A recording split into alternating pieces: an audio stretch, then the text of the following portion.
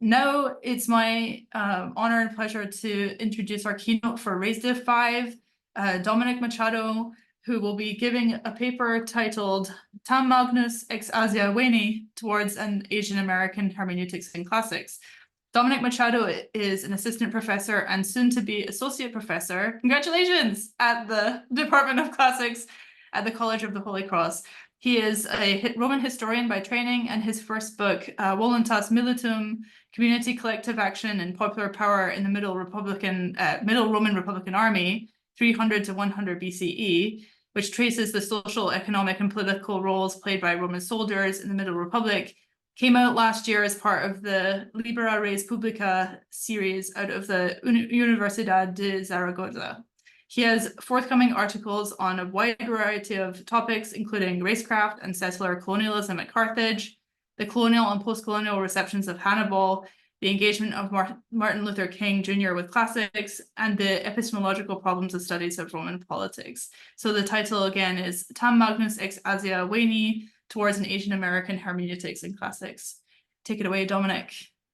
Thank you, Hannah, and I appreciate the invitation. And to be honest, I am just kind of still processing the two really brilliant talks we just heard and kind of meditating on them a bit more and thinking about the relevance that they have towards what I have to say today.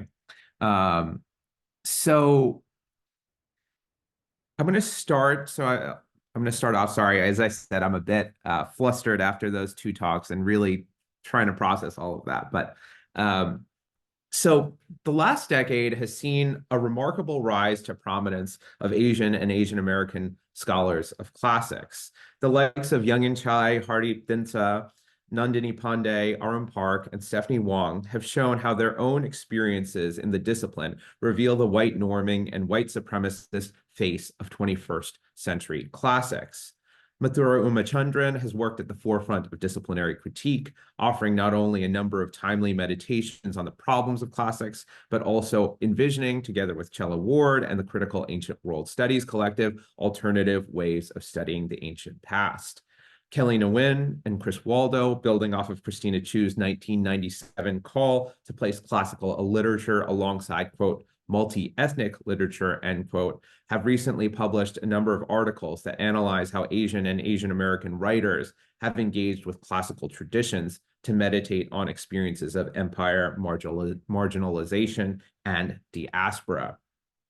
Further, Asian and Asian American classicists have, as we have just said, developed communal structures like AAACC that, quote, support, connect, mentor, and encourage Asian and Asian American scholars of classics and the ancient Mediterranean, end quote. As much as I am excited by this development, I'm also a little bit worried. I'm worried about the instrumentalization of this brilliant work as evidence that the field of classics has somehow undergone a meaningful metamorphosis, when it in fact has not. I am worried with Sasha May Eccleston and Danielle Padilla-Peralta about the tokenization of these authors as individual saviors whose work eliminates the need for the rest of the field to meaningfully engage with its longstanding problems. I'm worried that their work will remain on the margins because, as Patrice Rankine and others have shown, reception studies and autoethnography are still not treated as real scholarship, a reality which has disastrous career consequences in the ruthless university of the 21st century. I am worried that their calls for justice and liberation in the discipline, for new ways of seeing the past, will be ignored, much like how Shelley Haley's 1993 call to use Black feminist thought as a means of radically transforming the discipline of classics largely fell on deaf ears. My paper today seeks to build on the pioneering work of these Asian and Asian American scholars. Riffing off Vincent Wimbush's directive to consider Blackness in biblical studies, I want to imagine what it might mean to center Asianness, or more precisely, Asian Americanness in the study of classics. And I think this dovetails with some of Aditya's response just now. By moving the periphery to the center, I hope to disrupt the discipline's longstanding entanglements with white supremacy, colonialism, imperialism, and racial capitalism. and its epistemic privileging of white ways of knowing and being.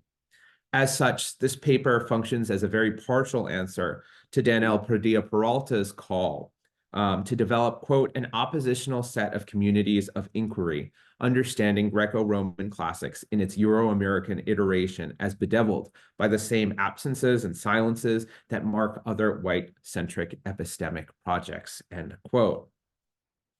So what do I mean by centering Asianness and Asian Americanness in classics?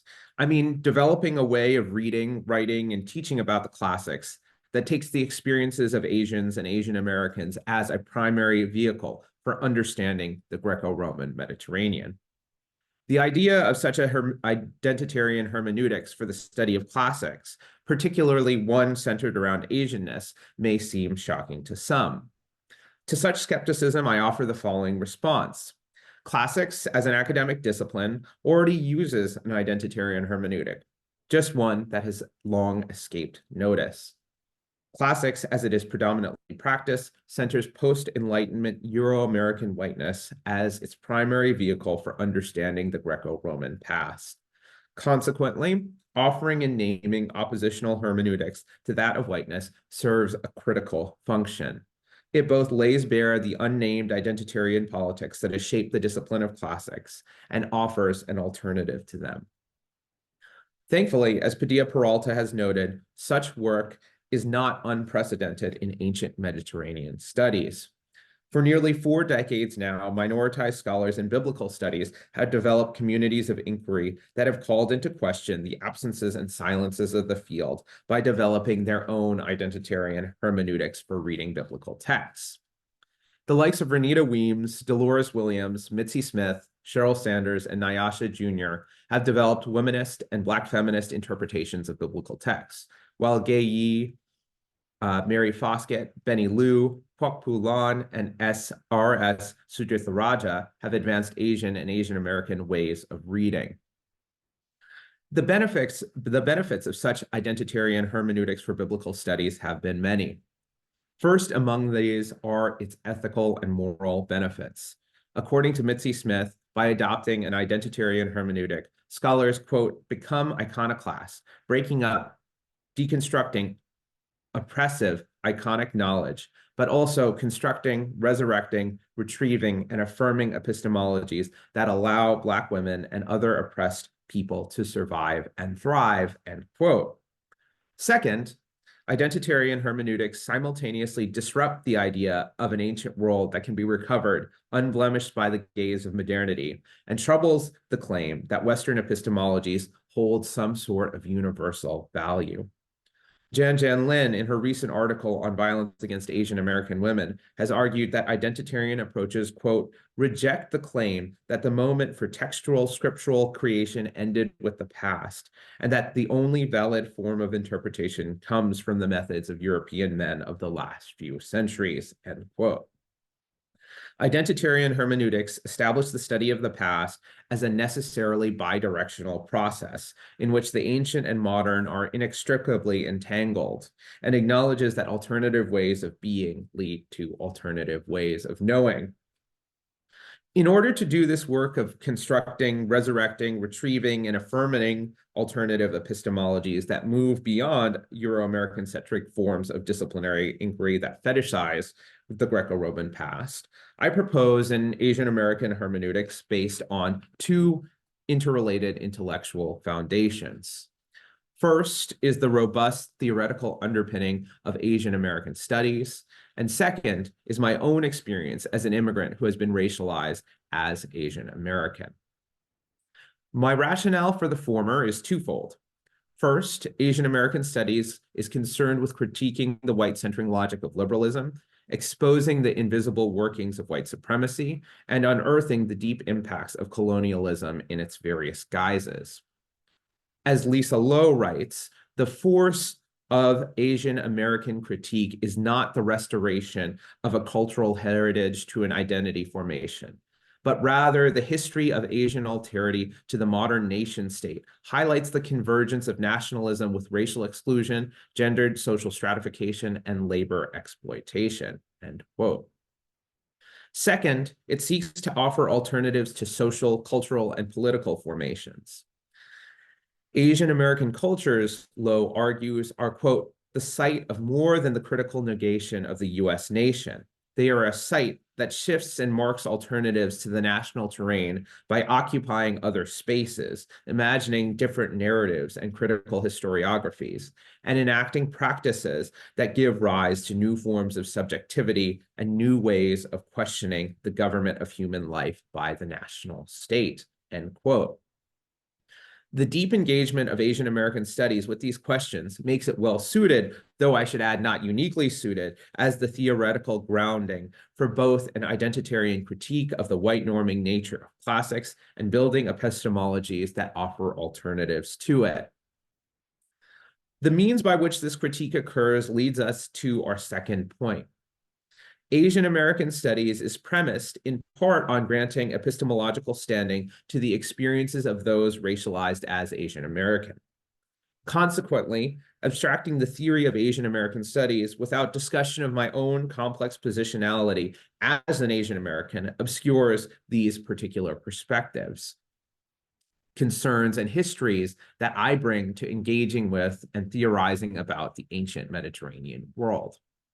What's more, the very term Asian American is exceedingly complex, as I will discuss later in more detail, but for now it will suffice to say that any attempt to interpolate people who come from a wide variety of countries and religious traditions, who speak thousands of languages, and who have very different social, cultural, and economic standing is bound to fail.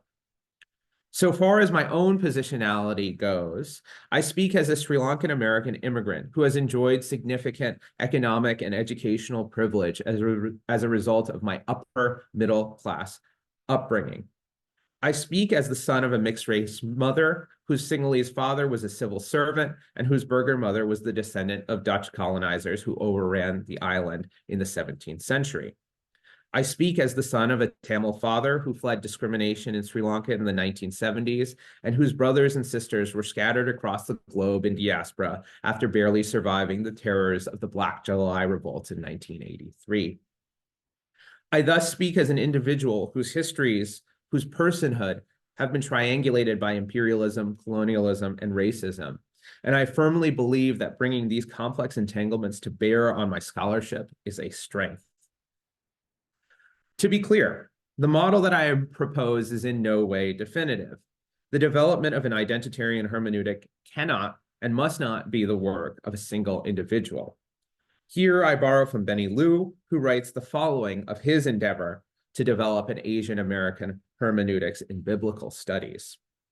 I am fashioning an account of an ongoing conversation in which I am only one participant, so that afterwards, a larger community can join in for another conversation. My ideas do not represent the views of all Asian Americans.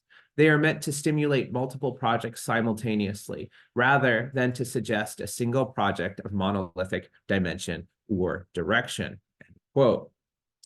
For Liu, identitarian biblical hermeneutics are not prescriptive, but in the words of Sharon Halm, prefigurative.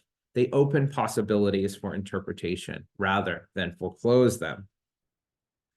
What I would like to do now is offer two brief case studies that reveal what Asian American hermeneutics might look like in practice. These two case studies will focus on two Asian immigrants in Roman literature and how reading them through an Asian Americanist lens can shed light on these two characters and more broadly, Roman social, cultural, and political structures. A central theme since the very beginning of Asian American studies has been that of movement and migration. In recent years, more attention has been focused on the figure of the refugee and led to the development of the subdiscipline of critical refugee studies. Critical refugee studies, in the words of Yanlea Espiritu, quote, challenges the solidity and primacy of the nation state and the promise of inclusion and recognition within it, end quote. Critical refugee studies, quote, flips the script, positing that it is the existence of the displaced refugee rather than the rooted citizen that provides clue to a new model of politics, end quote. An Asian refugee, troiaeque primis aboris Italiam fato profugus, is key to Rome's foundational myth. Aeneas, buffeted along the Mediterranean by forces natural and supernatural after the destruction of his hometown of Carthage, comes to the shore of Lavinia to, quote, found the Roman race, Romanum condere gentem, a task that we learn will not be easy, tantae mollis erat. Aeneas's arrival is met with immediate racialization. When the Latins first see the Trojan embassy heading towards the palace, they quickly race ahead to tell King Latinus of the, quote, giant men dressed in some strange clothes, ignota in veste. Latinus, though, is not concerned with their appearance. Rather, he focuses on a different racial characteristic, their descent. The second word of his address to the Trojans is Dardanidae, which signals not just Trojan descent from Dardanus, but their possible connection to the Italic Peninsula. Latinus notes that he has heard rumors from Italian old men that Dardanus, long before heading to Phrygia, had been born on Italian soil, a claim which the Trojan ambassador, Ilioneus, seconds in his response, before adding that they were directly related to Jupiter. This claim of shared descent is backed up with other claims to familiarity with the Trojans. Immediately after invoking their Dardanian descent, Latinus states that he is not unaware of their city or race, neque enim nescimus et urbem et genus, nor of their travails in the years after Troy's destruction. These Trojans are, for Latinus, good refugees, of good birth and of good repute. But as Espiritu argues, the positive racialization of refugees always serves a political purpose. For instance, the focus on the economic and academic success achieved by Vietnamese refugees reframes the Vietnam War as a, quote, good war that produced positive outcomes rather than an imperialistic endeavor that cost thousands of lives. For Latinus, the appearance of the Trojans offers political opportunity as well. As he gleefully remarks after the speech of Ilioneus, the arrival of the Trojans marks the fulfillment of an oracle that says Lavinia is to marry a foreigner who will help his kingdom grow. King Latinus is fated to, quote, have future progeny outstanding in war and who will colonize the whole world with his men, end quote, totum quae viribus occupet orbem. The mixing of Trojan and Latin blood, sanguine, will, quote, carry our name into the stars, end quote. The positive racialization of the Trojan refugees thus serves a larger imperial end and ensures that history remembers Latinus and his people. Refugees, however, are never racialized only in positive terms. The existence of the good refugee presupposes a bad refugee, a refugee whose very presence threatens the fabric of society. To quote Espiritu again, refugees, quote, constitute objects of state suspicion and threats to security, end quote. Aeneas proves no exception. Shortly after King Latinus's oration, Queen Amata delivers an impassioned speech of her own that calls into question the suitability of Lavinia's marriage to Aeneas by racializing the Trojan refugees as a threat to the solidity and primacy of Latinus's kingdom. The speech begins by reframing the refugees as criminals. They are exulibus, people who have been banished from their homeland for political reasons. Amata doubles down on the characterizations of the Trojans as criminals in the very next line. According to her, Aeneas is totally untrustworthy, perfidus, and will abscond with Lavinia the first chance he gets. The word perfidus, it should be noted, is a term with strong racial connotations. The language of perfidy featured centrally in the racialization of Rome's foremost enemies during the Republic, the Carthaginians and the Gauls. She further underscores this point by noting that snatching women is something that Trojans do. Quote, did not the Phrygian shepherd invade Sparta in this way and carry off Lydian Helen to the Trojan city, end quote. As is typical with racial stereotyping, Amata takes one well-known anecdote, Paris's abduction of Helen, and attributes the qualities of a singular individual to an entire people. The comparison to Paris also contributes to the racialization of Aeneas and the Trojans in another way. As brought out more fully in Iarbas' speech in Book 4 and Numanus Remulus's speech in Book 9, the comparison to Paris, to quote Shelley Haley, quote, endows Aeneas with racialized gender, end quote, as a half man whose version of masculinity is far inferior to that of his Italic rivals. Also worth paying attention to in this line is her use of the verb penetrat. As Chris Napa has argued, this verb offers insight into the type of rhetoric Amata uses to explain the Trojan threat. Indeed, the verb certainly connotes the idea of an invasion of a state by a foreign entity, suggesting that Aeneas's arrival may lead him to seizing power. But, as Napa argues, it is also sexually suggestive. Aeneas's prospective penetration of Lavinia is an act of miscegenation that disrupts the solidity and purity of its regnal line. In addition to racializing Aeneas, Amata also offers a brutal indictment of her husband's judgment. Amata argues that a marriage between Aeneas and Lavinia will mean the end of fides, one of the core cultural values of the Latins. Quid tua sancta fides? What happened to your faithfulness? She asks of Latinus, reminding him of his promise, data dextra, that he made to Turnus. She contends that by going back on his word to Turnus, Latinus has become a race traitor, since the Rutulian is his blood relative, consanguineo Turno. The dueling visions of the Trojans and their potential for integration, as Michael Fontaine has argued, lingers over the rest of the epic, with the war between Aeneas's men and Turnus's troops playing out the debate on the battlefield. As such, it embodies the complexity of Roman views towards refugees, migrants, and foreigners, reflecting on one hand a narrative of Roman inclusivity, and on the other, as Daniel Padilla Peralta puts it, quote, centuries of unease at Rome about the presence and rule of foreigners, end quote. Along similar lines, Jasmine Syed has written that these passages show Roman views of ethnicity to be discursive. I would add to this that this discursivity is fundamentally political in nature. The Trojans appear at once as an asset for Rome's world domination and a challenge to the cultural and racial purity of the native Italians. Through this rhetoric, the Trojans find themselves triangulated into questions related to politics. The questions of palace power dynamics between Latinus and Amata, regional power struggles between the Latins and the Rutulians, and Rome's imperial future, not to mention divine marriage politics.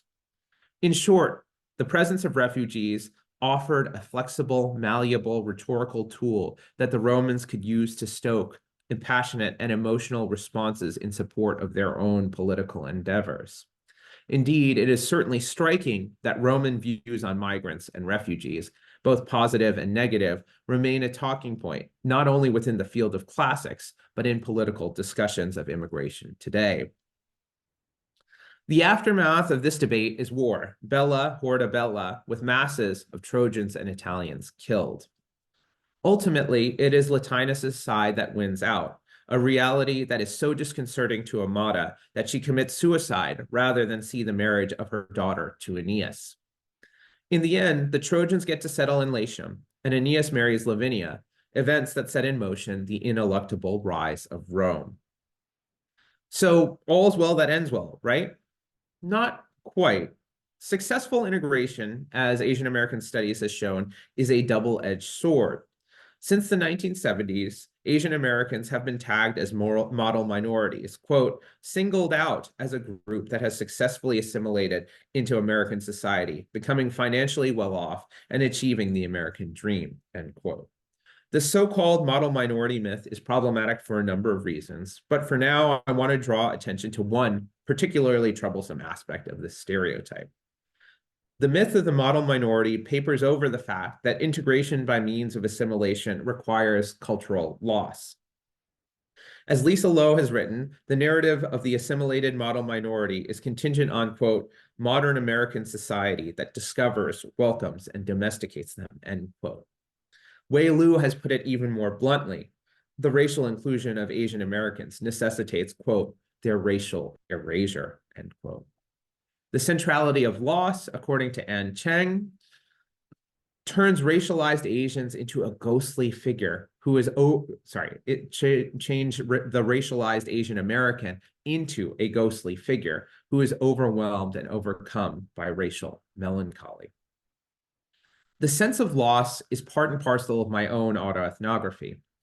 My trilingual parents, speakers of Sinhalese, Tamil, and English, chose only to teach me English, something that they thought was necessary for me to succeed, survive, and thrive.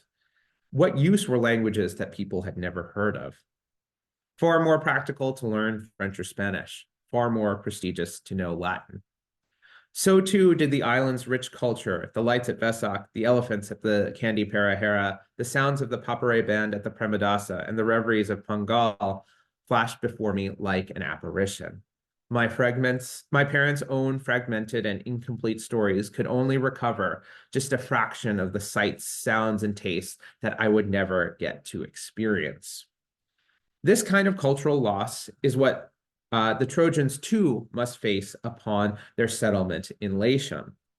Juno, whose opposition to the Trojans has been clear since the very beginning of the poem, states that total assimilation is the necessary precondition for Trojan settlement in Latium.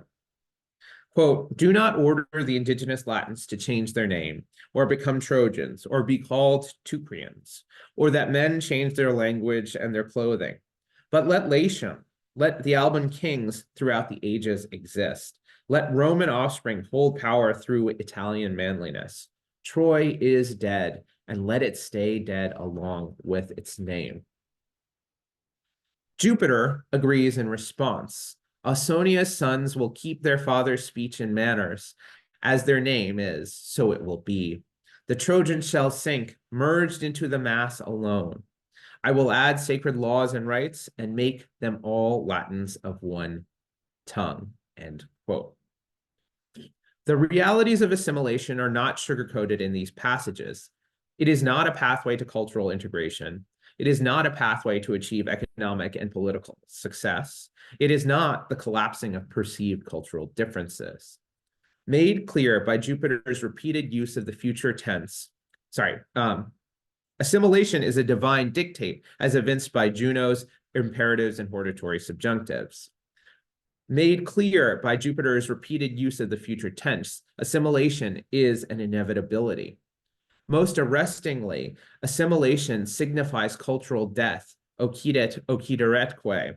The Trojans lose their name, their language, and their clothing. What's more, this assimilation not only leads to the disappearance of Trojan customs and culture, but they as a people are erased through their assimilation. They are, quote, merged into the masses, con mixti corpore. Can we speak apposite to this loss of a sort of racial melancholy on the part of the Trojans? The Aeneid, of course, does not relate the life of the Trojans after the war comes to a close. But I would suggest that the poem as a whole is suffused with melancholic remembrances of a Trojan past. Trojan ghosts haunt Aeneas throughout the epic. Creusa and Hector both appear before Rome's future founder in Book 2. And in Book 6, he meets the shades of Palinurus, Anchises, and countless other Trojans who died defending the city. Furthermore, traumatic memories of the destruction of Troy resound throughout the epic, not only in stories that Trojans themselves retell, but through a variety of inter- and intertextual references that Virgil weaves through his work. Aeneas's lamentation, oh, 3 and 4 times blessed were those who died before their father's eyes beneath the walls of Troy, end quote, takes on new meaning when read in light of forced Trojan assimilation.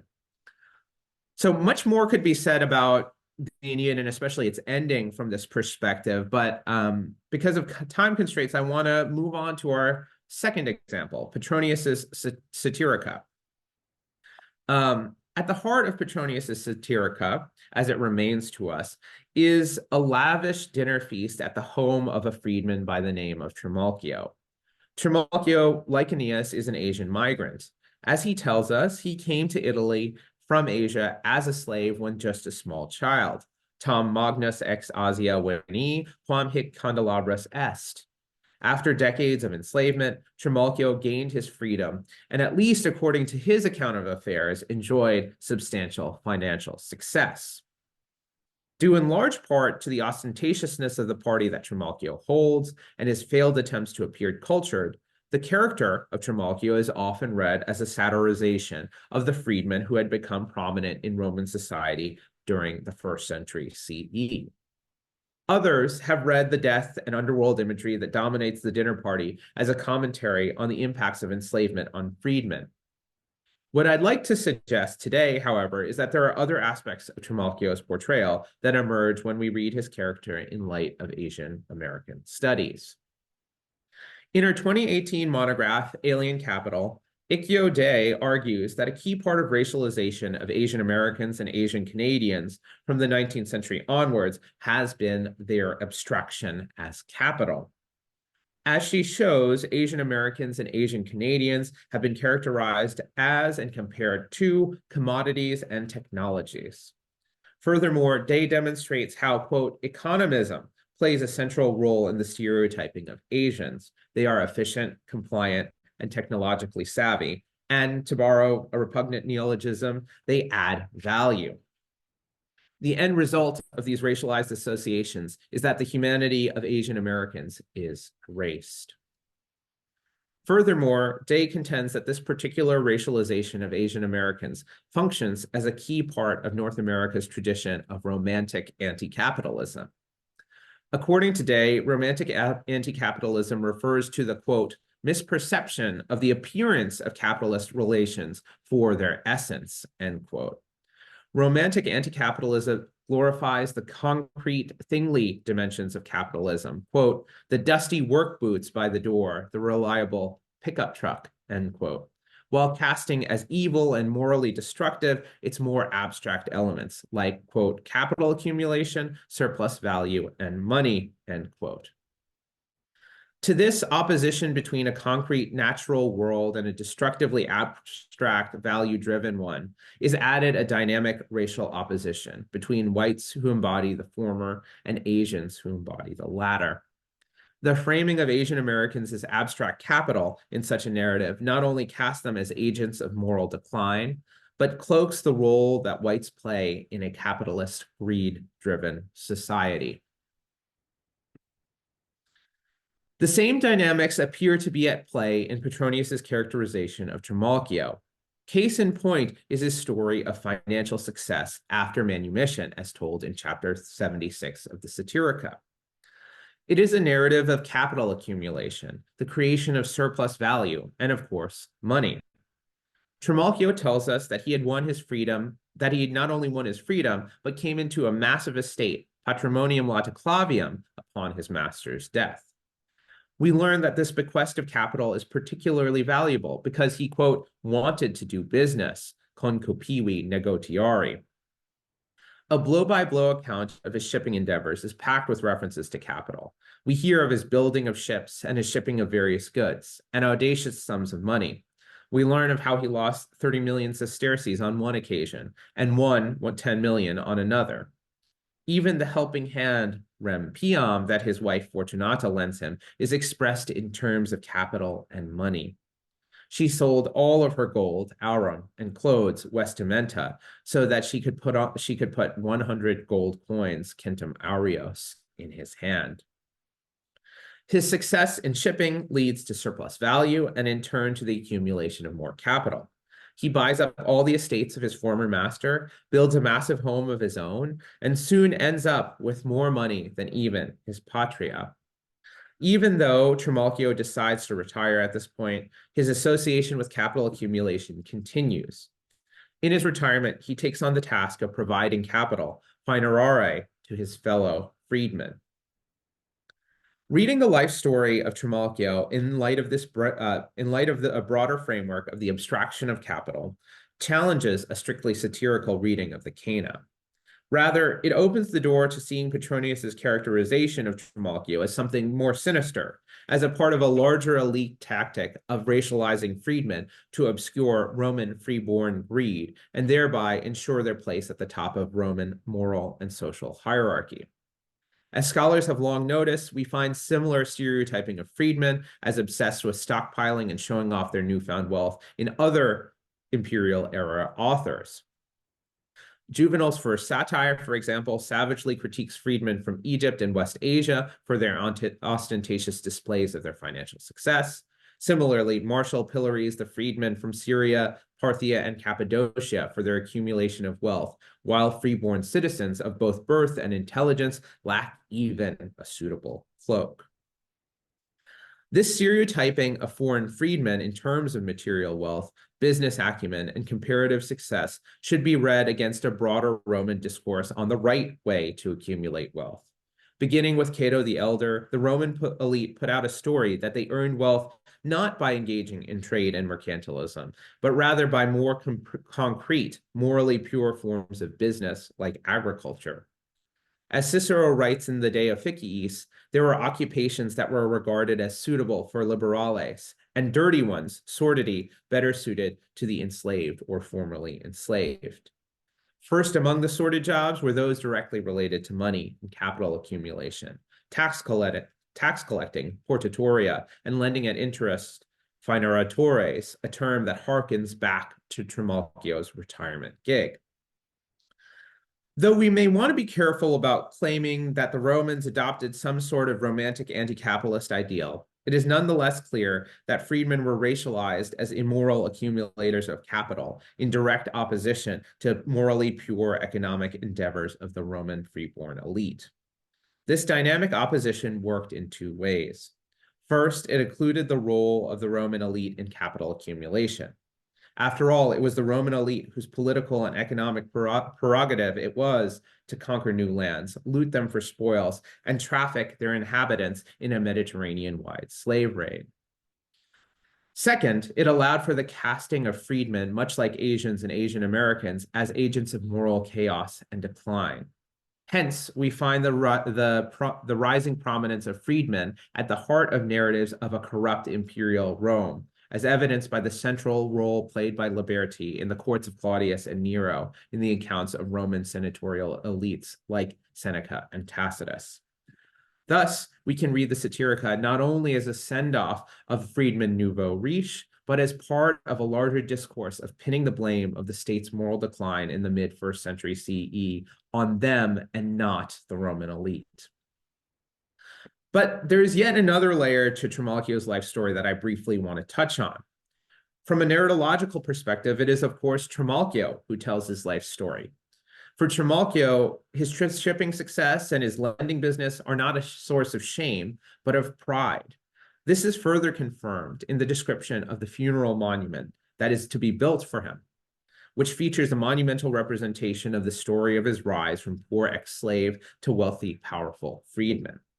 Central again in this image are various forms of capital, ships that carry goods to potential buyers, the adornments that he is able to purchase with his newly found wealth, and the money that he hands out to the urban plebs. Trimalchio's pride in his business accomplishments and his desire to display them publicly is not particularly unique. Countless funerary epitaphs and monuments of freedmen and freedwomen not only relate stories of their occupational success, but even depict them as triumphantly engaging in this work. It seems that many freedmen and freedwomen happily bought into this racial stereotyping. On this point, comparison to Asian Americans is revealing. Many Asian Americans have willingly accepted as positive their stereotyping as hardworking, efficient, and high-achieving.